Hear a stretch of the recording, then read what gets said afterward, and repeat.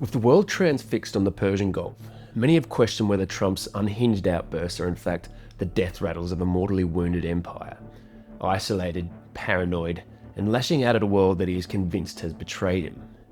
Yet as this unfolds, it's quite possible that, if you know where to look, a new superpower has begun to emerge from the shadows. Understated, without bravado or grand proclamations, it's a geopolitical earthquake that the world hasn't really even felt yet. And I'm not talking about China. Without anyone even really noticing, the European Union and Ukraine are slowly building a military capability that is shifting the balance of power on the Eurasian continent, and maybe even the world. So, how did we get here?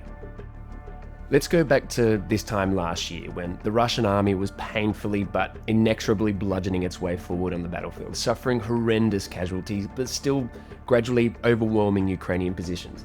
It's a tactic the Russian army has employed since the Second World War: obliterate towns and cities with artillery barrages, depriving defending forces of anywhere to conceal themselves, before sending wave upon wave of infantry assault with the hope of overcoming the defenders through sheer weight of numbers. And it has been slow going, often only moving the front line by a few meters at a time, causing these almost suicidal offensives to become widely known among Russian military bloggers as meat assaults. There have even been reports of a return to Stalin's tactics of having machine guns behind the lines, shooting anyone that tries to retreat. This is an army now sustained by an estimated 28,000 foreign fighters, almost all lured to this unforgiving hellscape from their impoverished developing nations in Africa and Asia by contracts that offer irresistible salaries, even if death seems to be part of the deal. The mere fact that anyone would voluntarily submit themselves to this fate, where death is statistically almost inevitable for around $2,000 a month, speaks to a tragic inequality of human existence that is worthy of its own video. But this is still one of the most powerful land armies on the planet, acting without even the pretense of respect for international law or regard for human life, following the orders of a desperate totalitarian dictator who needs victory at any cost.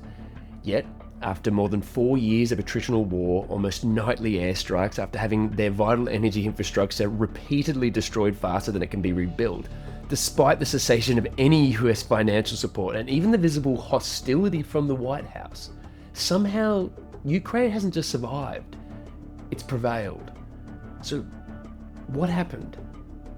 From the moment Putin sent his tanks rolling towards Kyiv in February 2022, the Ukrainians proved incredibly resourceful and innovative in how it utilised existing drone technology, irreversibly shifting how the war is fought with each evolutionary progression.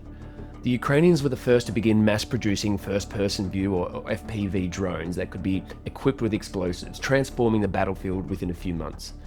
Unable to build the hypersonic missiles or battleships that the Russians had, the Ukrainians developed deep strike drones, naval drones, and crucially, cheap interceptor drones which could take down Russia's arsenal of Iranian-made Shahed drones without carrying the million-dollar price tag of the US-made missile defense systems. The problem has been that with every Ukrainian innovation, the manufacturing capacity of the Russian war machine has meant that it could simply replicate whatever Ukraine had done on a far greater scale than anything the Ukrainians could ever muster. So eventually the Russians almost always regain the upper hand in this decisive arms race. So this is where the European Union comes in.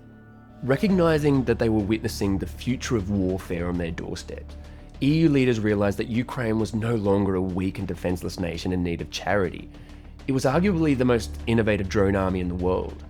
This is far more complex than simply knowing how to fly drones. It's understanding when and how you can move infantry, how to maintain supply lines and logistics, and how deep the front line actually extends. This is an entirely new kind of warfare, which has made long-standing tactics and technologies redundant.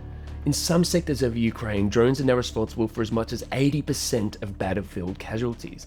This is like no other war in history, and the Ukrainians and the Russians are the ones writing the playbook.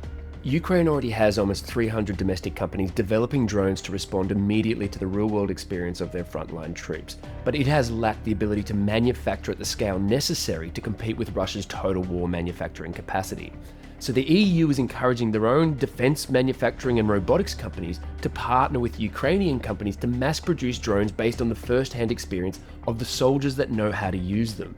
What this has done is make Europe a world leader in drone technology, harnessing the experience and quality of European engineering and manufacturing, while working with an army of more than 1 million battle-hardened Ukrainians who have mastered a type of warfare that most other armies are yet to even experience.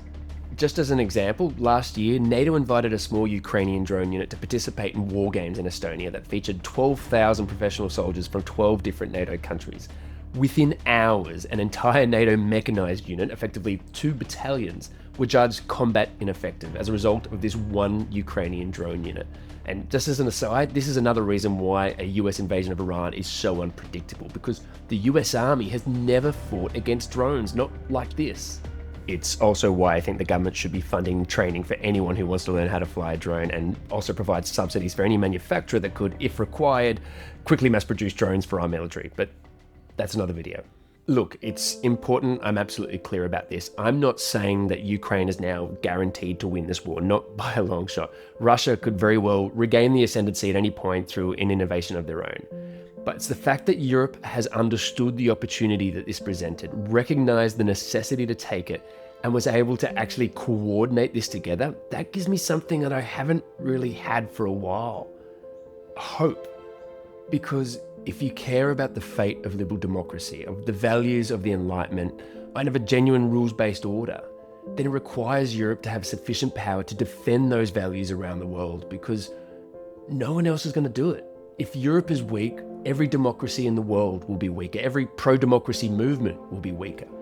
Now, whatever failures you see in the European Union as an institution, it's a simple fact that a new world order dominated by any superpower, which is itself consumed by nationalism, authoritarianism, and militarism, will mean living in a colder, less empathetic world where the values of liberal democracy will be routinely threatened, with every liberal democracy left to defend themselves from tyranny.